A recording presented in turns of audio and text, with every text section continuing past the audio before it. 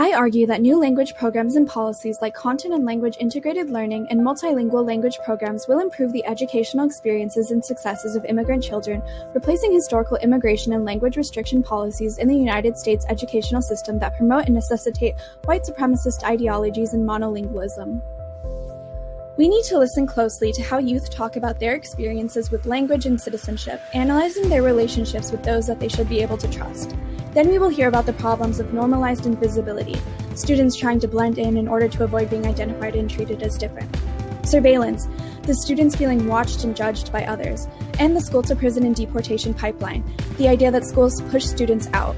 Students know what they want and need. They are already resisting on their own behalf, using their agency and voices to find a sense of healing and belonging in their communities.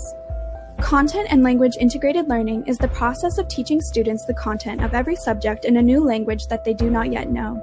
This methodology provides students with effective content and language acquisition. This method allows for the understanding of a variety of languages and cultures, valuing multilingualism and multiculturalism as a form of linguistic, social, and academic property.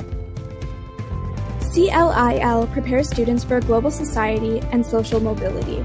If it was used to inform language policies and programs, then it could make language learning more inclusive, just, and equitable.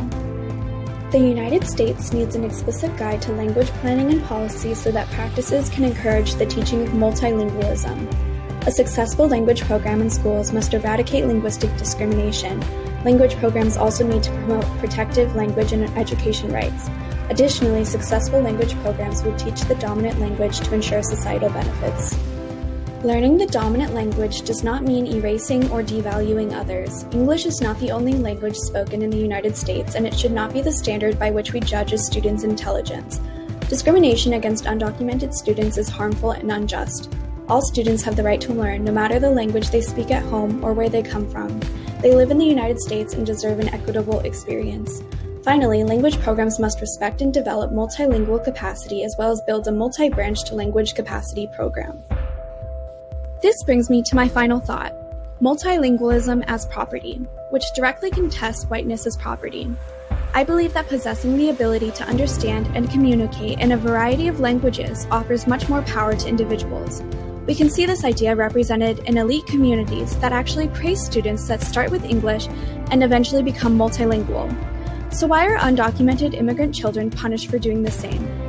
I also urge you to consider how this new idea of multilingualism as property may perpetuate harmful ideas that exist in settler colonialism, capitalism, and coloniality.